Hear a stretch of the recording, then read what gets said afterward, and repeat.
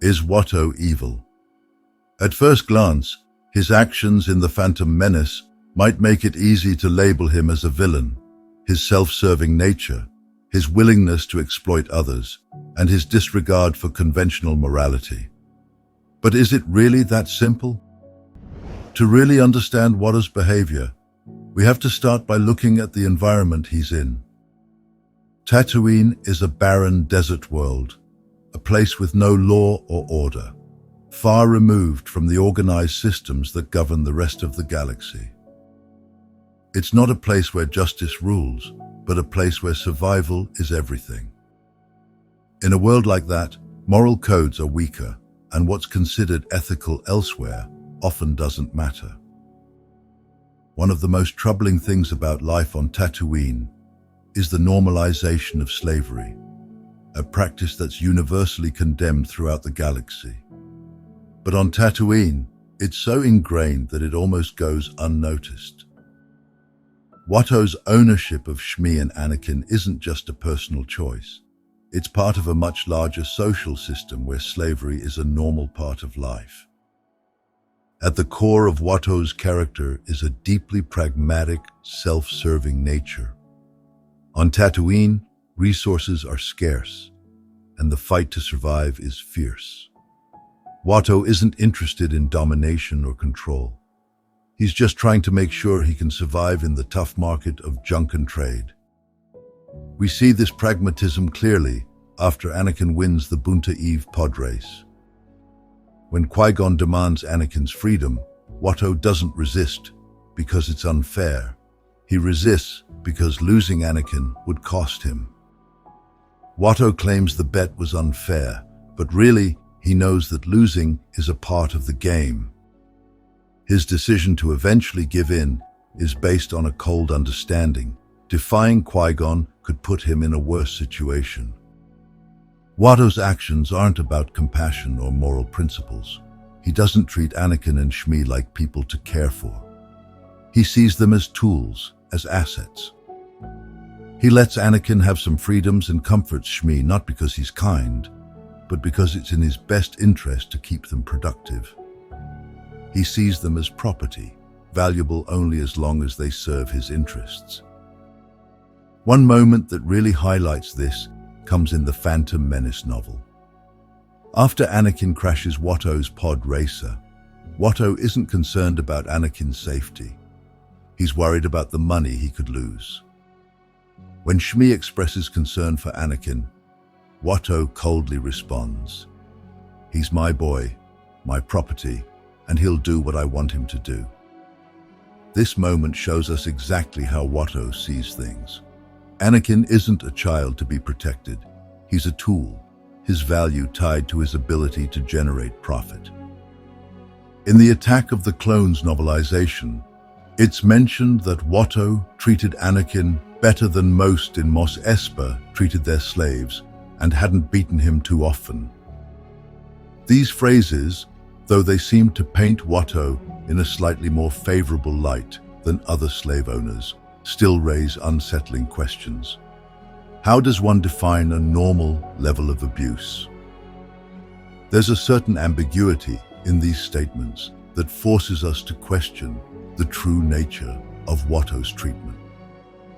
While it's clear Watto might not have been as cruel as some of the other slave owners on Tatooine, he still owned Anakin as property, and his treatment, while perhaps less brutal, still existed within the confines of a system that inherently dehumanizes and exploits. The better treatment could just be a relative term, better compared to the worst-case scenario, but still far from acceptable. It's essential to remember that the absence of physical punishment doesn't equate to kindness, and Watto's behavior was still shaped by a system of exploitation that doesn't allow for genuine emotional care. The Revenge of the Sith novelization adds a darker layer to Watto's treatment of Anakin. Anakin had learned to take the worst of Watto's beatings without so much as making a sound. This isn't just about physical suffering. It's about the psychological toll of consistent abuse.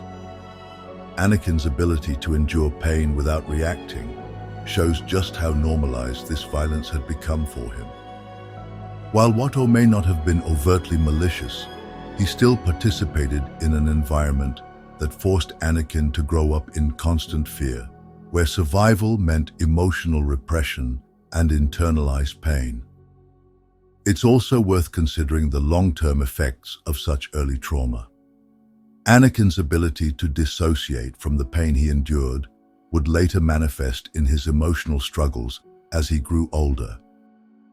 Watto may not have been directly responsible for Anakin's later fall to the dark side, but his neglect and mistreatment certainly contributed to the environment that shaped Anakin's worldview. The Tatooine Ghost novel introduces a surprising twist.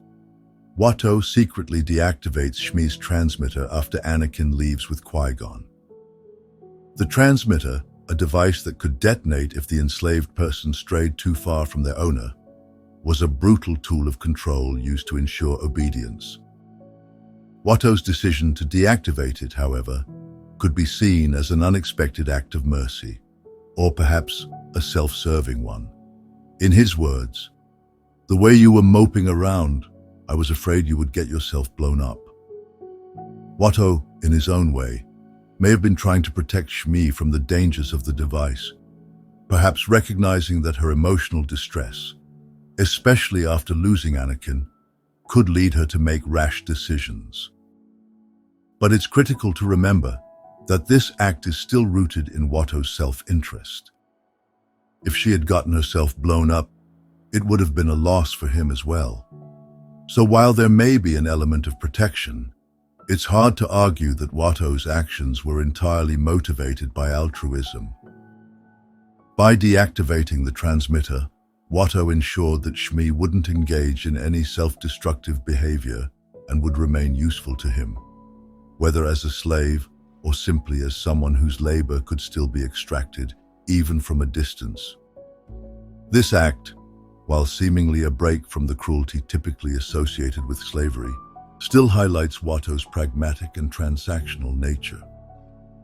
While the Phantom Menace doesn't show Watto as overtly malicious, the extended novels reveal a much darker side of his character. Watto's ownership of slaves and his exploitation of Anakin and Shmi for personal gain reflect a clear moral failing. His actions, while perhaps driven by survival in the harsh conditions of Tatooine, go beyond self-interest and demonstrate a deep disregard for the humanity of others. Watto is complicit in evil, perpetuating a system of oppression and harm. His pragmatism may explain some of his behavior, but it doesn't excuse the exploitation and abuse, making him a morally reprehensible figure.